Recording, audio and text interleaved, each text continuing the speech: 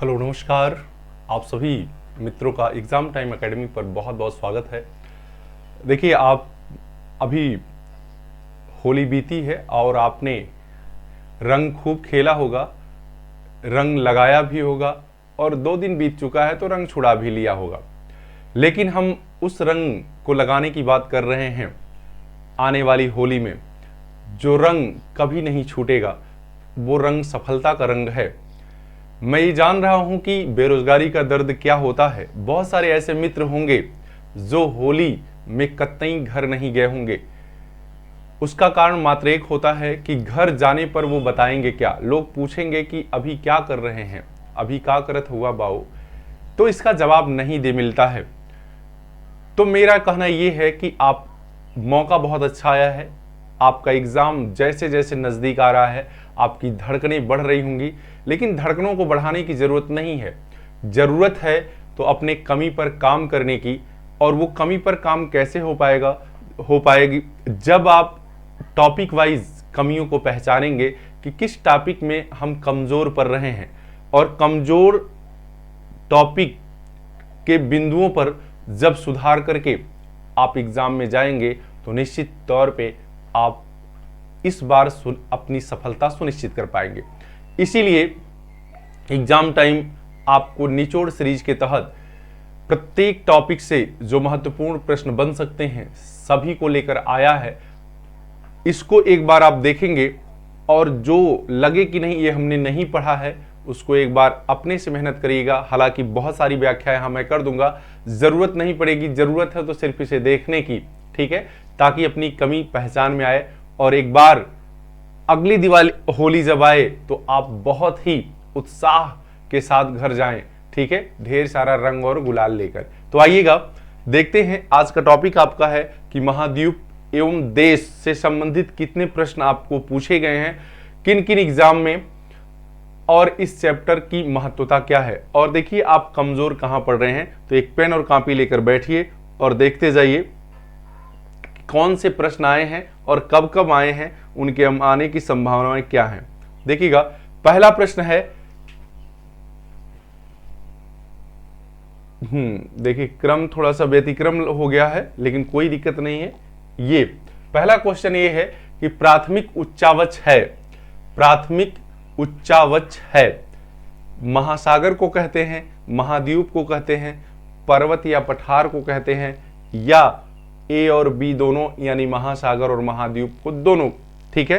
तो ये देखिए लगता तो है बहुत आसान क्वेश्चन, लेकिन जब आता है तो कंफ्यूजन पल जाता है और कभी कभी ये क्वेश्चन गलत हो जाता है। तो जल्दी से लगाइएगा और आप लगा लिए होंगे अपना सही आंसर, जो कि है क्या, ए और बी दोनों, यानी प्राथमिक उच्चावच में कौन कौन से आते हैं, महासागर और महाद्वीप आते हैं, ठीक। आप यही एक चीज और नोट कर लीजिएगा, प्राथमिक अगर पूछ रहा है महासागर और महाद्वीप, द्वितीयक अगर पूछेगा, द्वितीयक तो ये पर्वत पठार, द्वितीयक में आपके पर्वत और पठार आते हैं। समझ में आई बात, पर्वत पठार द्वितीयक में आते हैं। आगे बढ़िए, थोड़ा तेज से हम चलेंगे, ठीक। हाँ, कह रहा है कि चारों गोलार्ध में स्थित महाद्वीप का नाम बताइए। चारों गोलार्ध में स्थित कौन सा महाद्वीप है, जल्दी से बताइएगा। क्या यूरोप है, क्या उत्तरी अमेरिका है, एशिया है या अफ्रीका है। तो आप जब विश्व का मैप देख रहे होंगे तो आप निश्चित तौर पे उसमें देखे होंगे कि अफ्रीका एक ऐसा महाद्वीप है जिससे भूमध्य रेखा भी गुजरती है और प्रधान यामोत्तर भी गुजरता है। भूमध्य रेखा भी गुजरती है और प्रधान यामोत्तर भी गुजरता है, इसलिए इसका सही जवाब आपका होगा क्या, अफ्रीका। अब देखिएगा पूरे विश्व में, पूरी पृथ्वी को 4 गोलार्धों में बांटा गया है। 4, ज्यादातर लोग 2 गोलार्ध जानते हैं, उत्तरी और दक्षिणी, लेकिन प्रधान यामोत्तर भी गुजरता है तो वह पूर्वी और पश्चिमी बांटता है। तभी तो विश्व का समय निर्धारित होता है। विश्व को 24 टाइम जोन में बांटा गया है, ठीक है। ये भी क्वेश्चन बन जाता है, 24 घंटे में बांटा गया है और वो बांटने का काम कौन करता है, देशांतर करते हैं, ठीक है। अगर आप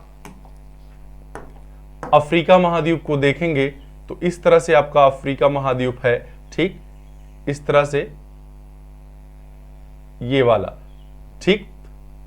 और यहीं से आपका ये गुजरती है 0 और ये गुजरती है आपकी 0। ये अक्षांश है, इसको भूमध्य रेखा भी कहते हैं। ये देशांतर है जिसको प्रधान यमोत्तर कहते हैं। तो इस तरह से 4 गोलार्धों में बटा है। कितने? चारों गोलार्धों में स्थित महाद्वीप का नाम कौन सा है? अफ्रीका महाद्वीप। ठीक है, आगे बढ़िए।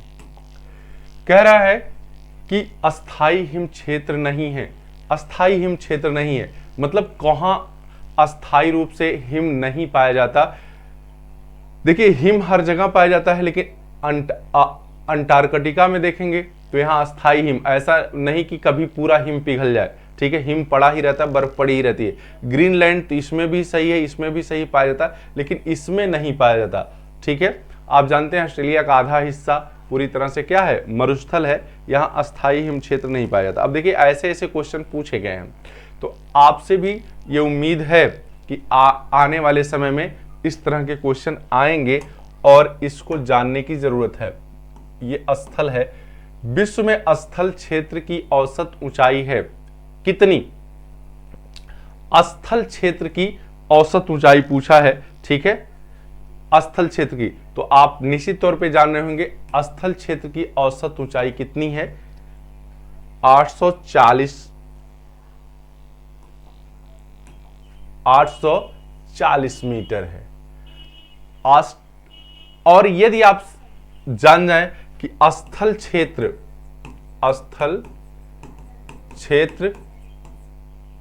का सबसे नीचा स्थान पूछ दे आगे, तो कौन सा है? मृत सागर है। कौन सा है? मृत सागर। ठीक है, मृत सागर स्थल क्षेत्र का सबसे नीचा भाग है। समझ में आई बात? 430 मीटर,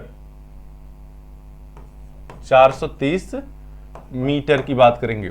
यही क्वेश्चन अगर पूछ दे कि सागर की या जलीय क्षेत्र की औसत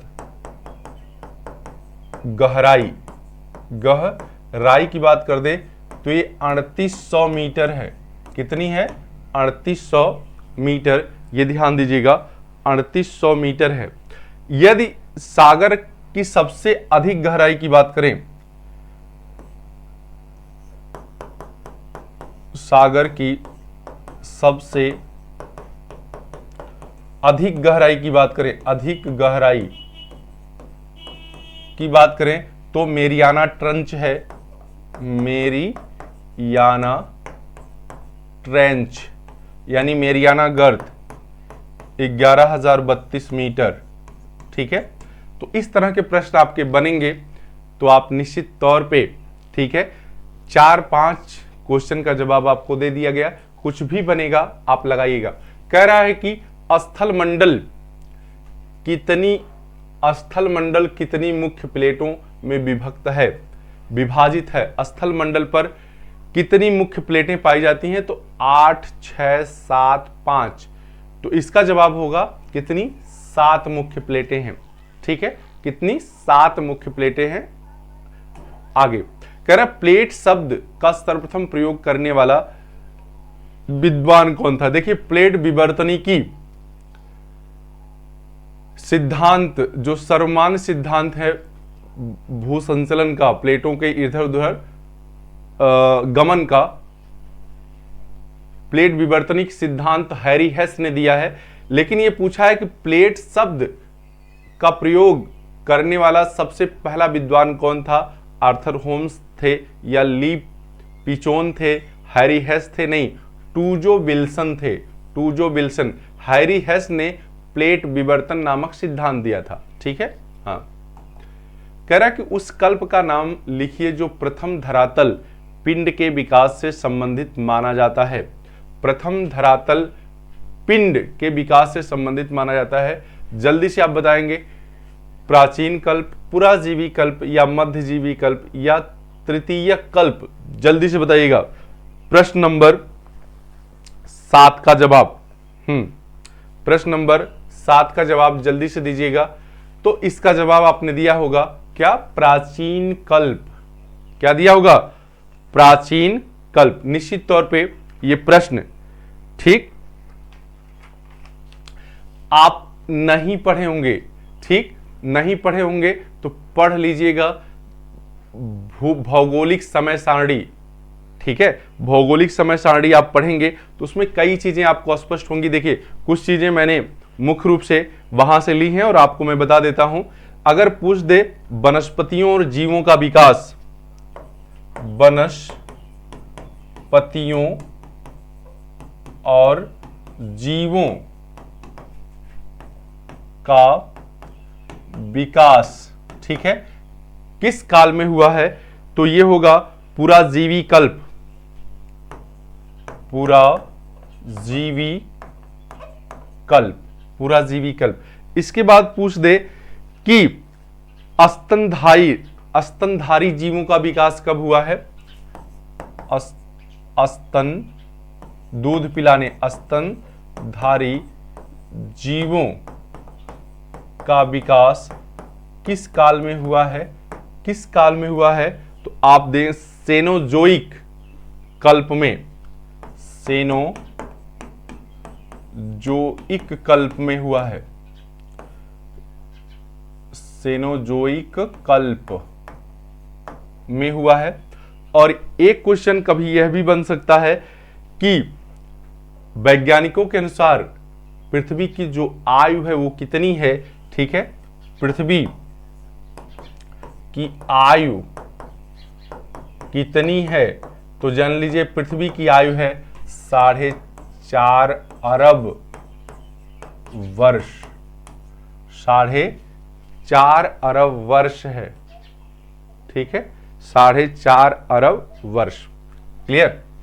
आगे देखिए अगला क्वेश्चन है कि किस महाकाल को ट्रियासिक, जुरासिक तथा क्रिटेशियस शक युग में बांटा गया, किस काल को, तो आप किस काल को किस महाकल्प को ट्रियासिक, जुरासिक तथा क्रिटेशियस शक में बांटा गया, तो देखिएगा ये पीजीटी 2013 का प्रश्न है। इसका जवाब है मेसोजोइक कल्प, मेसोजोइक महाकल्प, ठीक है, मेसोजोइक महाकल्प। जब आप शविंद्र सिंह की पुस्तक को देखेंगे, किताब को देखेंगे, ठीक है, तो आपको पहला या दूसरा लेसन ही मिल जाएगा भौगोलिक समय सारणी। अब यहां वो समय नहीं है कि उसको बताया जाए, 1 से 2 बार आप पढ़ेंगे तो निश्चित रूप से आपको याद हो जाएगा। कह रहा है कि वेगनर का महाद्वीपीय विस्थापन सिद्धांत संबंधित है, वेगनर का महाद्वीपीय विस्थापन सिद्धांत संबंधित। जब नाम ही महाद्वीपीय विस्थापन की बात कर रहा है तो किससे, महाद्वीप एवं महासागरों की उत्पत्ति से। पहला ही ऑप्शन सही हो गया, महाद्वीप एवं महासागरों की उत्पत्ति से, ठीक है। देखिए 1912 में यह सिद्धांत सबसे पहले दिया गया था, इसके बाद 1920 आगे सुधार होते गए, किसके द्वारा, वेगनर के द्वारा। इसके पहले महाद्वीपीय प्रवाह सिद्धांत, महाद्वीपीय प्रवाह सिद्धांत, ठीक है, 1908 में दिया था टेलर ने, ठीक है, ग्रिफिथ टेलर का नाम आप जान रहे होंगे, नौ निश्चयवाद के जनक हैं। नौ निश्चयवाद जिनका स्टेटमेंट था कि क्या, कि मनुष्य किसी चौराहे पर खड़ा उस ट्रैफिक पुलिस की भांति है जो आती हुई ट्रैफिक को कुछ समय तक तो रोक सकता है लेकिन उसको वापस नहीं भेज सकता, यानी उसकी दिशा को नहीं मोड़ सकता, ठीक है, नौ निश्चयवाद। तो यही टेलर ने दिया था।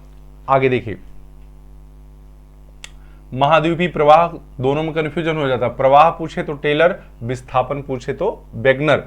और मैं यहां और आपको बता दूं 2 चीजें कि वेगनर ने, देखिए सबसे पहले ये बताया कि जब पृथ्वी ठंडी हुई तो उसके किनारे किनारे जल और बीच में स्थल भाग था, ठीक है, स्थल भाग को पेंजिया और जो जल भाग था उसे पेंथालसा कहा गया, पेंथालसा। फिर स्थल भाग कालांतर में, ठीक है, भूसन्नत बीच में पड़ी जिससे टूटा, दरार आ गई चटकन, यहां बीच में पानी भर गया, इससे बना टेथिस नाम का सागर, टेथिस सागर बीच में, और ऊपर वाले को कहा गया अंगारा लैंड, अंगारा लैंड, या लारेंसिया भी इसको कहते हैं, लारेंसिया, ठीक है, और नीचे वाले को कहा गया गोंडवाना लैंड, गोंडवाना लैंड। फिर अंगारा लैंड जो है 3 हिस्सों में टूटा, उत्तरी अमेरिका, यूरोप और एशिया, और गोंडवाना लैंड 4 हिस्सों में टूटा, दक्षिणी अमेरिका, अफ्रीका, भारत और ऑस्ट्रेलिया, ठीक है। इससे रिलेटेड प्रश्न भी पूछे जाते हैं और इनके सिद्धांत को सबसे ज्यादा मान्यता मिली है क्योंकि इन्होंने जिगजा फिट, ठीक है, साम्यावस्था का सिद्धांत, जो मतलब आपको दिखेगा कि अफ्रीका का जो हिस्सा है वो बिल्कुल दक्षिण अमेरिका से जाकर फिट हो जाता है, ठीक है। तो इनका सिद्धांत सर्वमान्य सिद्धांत लगता है देखने से भी, और वनस्पतियां भी दोनों किनारे पर लगभग सेम है। तो इस तरह के प्रश्न आपसे पूछे जा सकते हैं। फिर कह रहा है कि महाद्वीपीय विस्थापन सिद्धांत का प्रतिपादन किसने किया है, तो अभी इस प्रश्न का डिटेल्स मैंने बताया है, ठीक है, और आगे पूछे जाने की भी संभावना है, इसलिए जान लीजिए, ठीक है। लोथियन ग्रीन का जो है चतुष्फलक सिद्धांत है, कौन सा है, चतुष्फलक सिद्धांत। बाकी निम्नलिखित में से कौन सा युग महान हिमकाल का युग द ग्रेट आइस एज कहलाता है, द ग्रेट आइस एज, जल्दी से बताइएगा। ये प्रश्न 2003 का है, ठीक है, 2003 में आया हुआ है। जल्दी इस क्वेश्चन का जवाब बताइए, किसको कहा जाता है। तो देखेंगे योसीन को, प्लायोसीन को, प्लीस्टोसीन को या ओलिगोसीन को, तो इसका सही जवाब है प्लीस्टोसीन। वही जब भूगर्भीय समय सारणी पढ़ेंगे तो ये सारी चीजें उसमें मिलेंगी, सारे काल मिलेंगे और किस काल में कौन सी घटना घटी है उसको एक बार अंडरलाइन करके देख लीजिएगा। समझ में आई बात। हाँ, कह रहा है कि निम्नलिखित में कौन महाद्वीपों एवं महासागरों की उत्पत्ति का सिद्धांत नहीं है। निम्नलिखित में से कौन महाद्वीपों एवं महासागरों की उत्पत्ति का सिद्धांत नहीं है। चतुष्फलक तो है, लोथियन ग्रीन का मैंने अभी बताया। महाद्वीपीय विस्थापन सिद्धांत ए भी है, किसका, तो ये वेगनर का है, अभी मैंने बताया। तापीय संकुचन, ठीक है, तापीय संकुचन सिद्धांत ये भी महाद्वीप की उत्पत्ति का सिद्धांत है, लेकिन भूसन्नति जो है यह सिद्धांत किसका, यह सिद्धांत महाद्वीपों और महासागरों की उत्पत्ति का सिद्धांत नहीं है। क्लियर। आगे कह रहा है कि निम्नलिखित में से कौन सा युग्म सही नहीं है।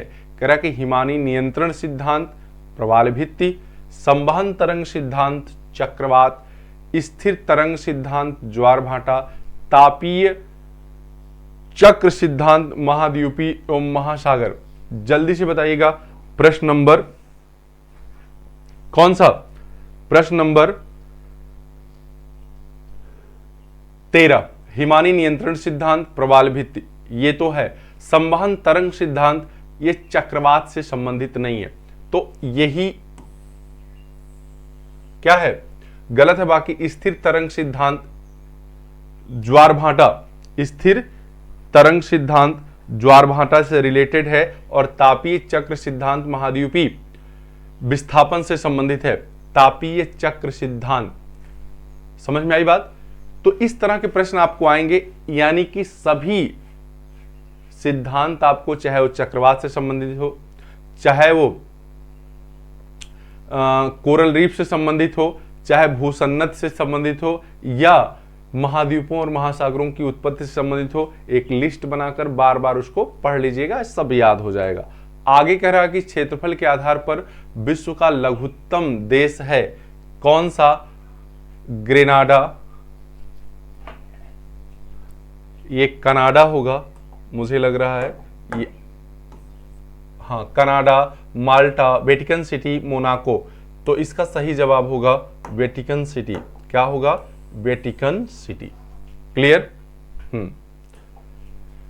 विश्व का सबसे बड़ा देश रूस है और सबसे छोटा देश वेटिकन सिटी है। वेटिकन सिटी कहां पर स्थित है अगर बात की जाए तो यह इटली में स्थित है। वेटिकन सिटी देश के बीच देश है। कह रहा है कि निम्नलिखित में से कौन सा एक गणतंत्र वर्तमान रूस का भाग नहीं है? कौन सा एक गणतंत्र वर्तमान रूस का भाग नहीं है? तो जिस समय प्रश्न आया था, ठीक है, दागिस्तान जो है वर्तमान रूस का भाग नहीं था। ठीक है, इसका ये अब ये मिसलेनियस टाइप का क्वेश्चन है।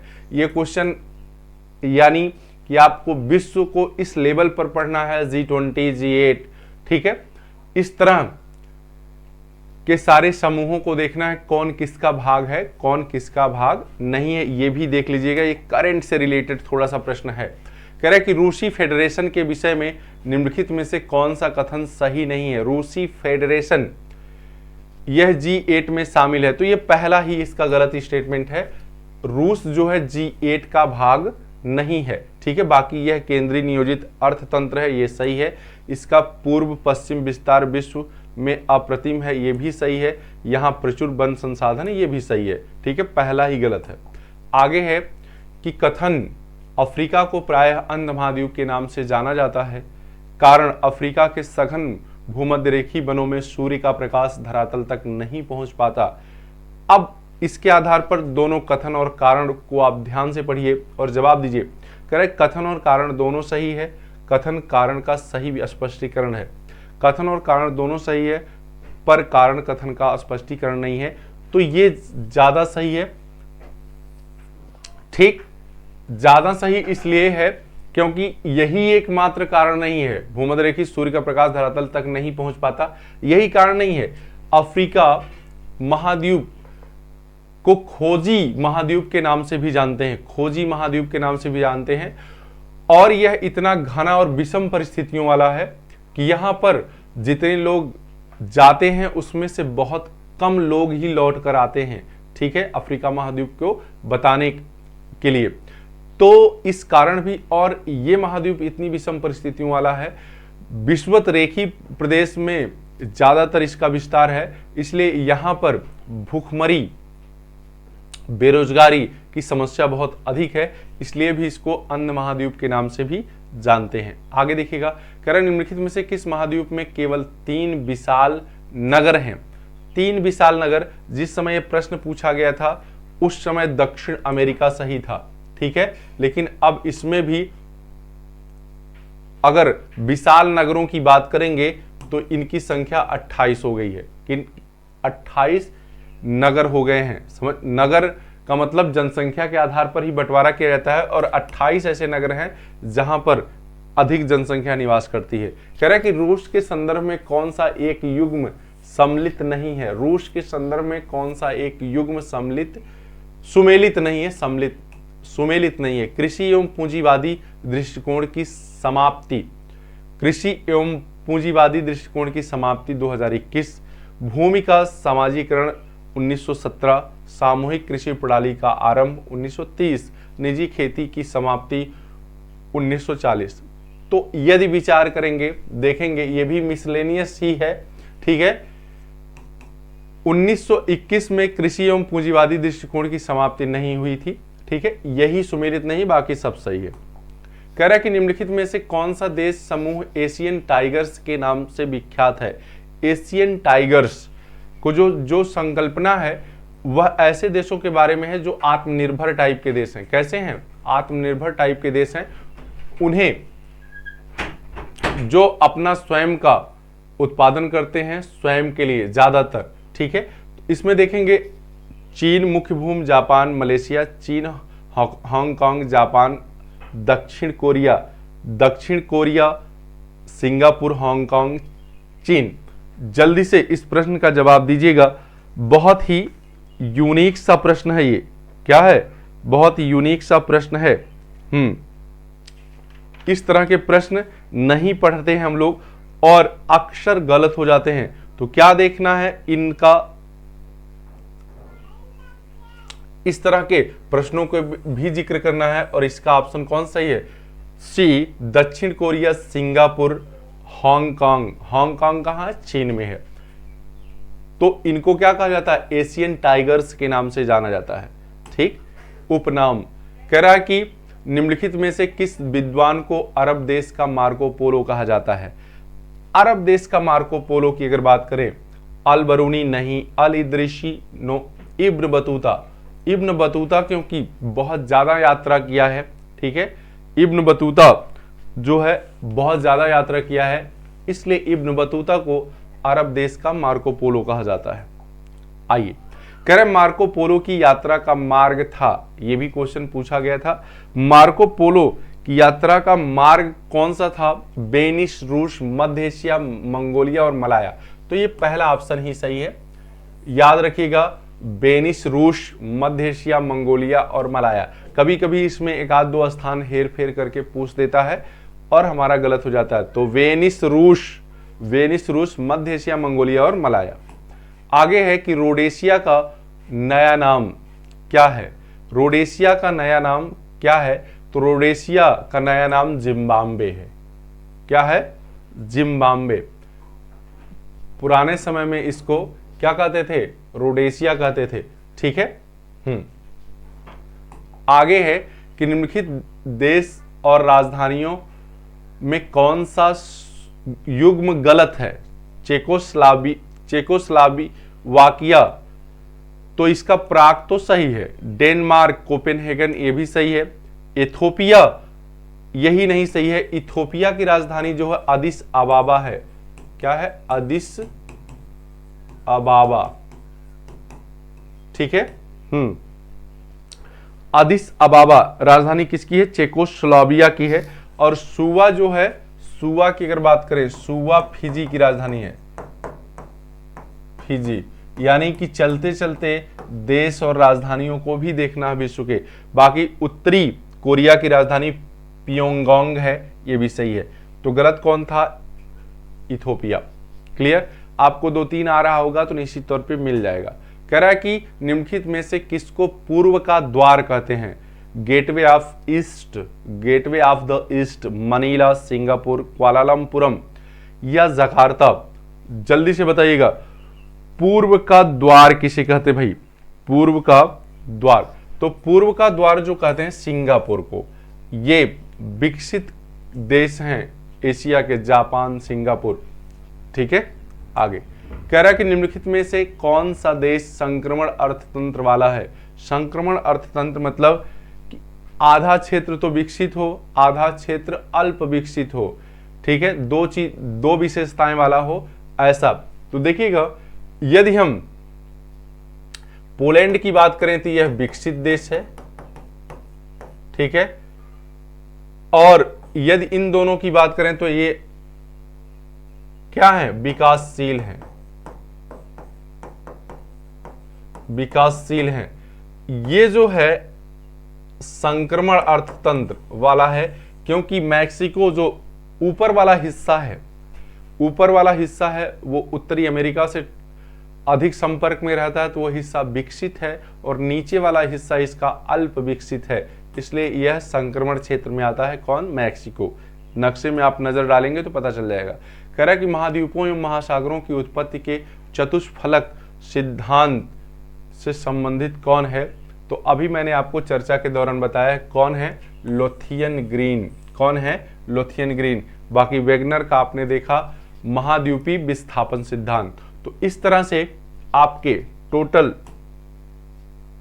27 जो क्वेश्चन थे महाद्वीप और देश से संबंधित, उनकी राजधानियों से संबंधित, उनके सिद्धांतों से संबंधित, वो समाप्त हुए। आपको इसके दौरान पता चल गया होगा कि हमको किस पोर्शन पर मेहनत करने की जरूरत है। जाते जाते आपको यह भी देखने की जरूरत है कि राजधानी और देश कहां है। ठीक है, जाते जाते यह भी देख लीजिएगा। तो आज के लिए बस इतना ही। कैसी लगी क्लास बताते जाइएगा। सुनने के लिए धन्यवाद।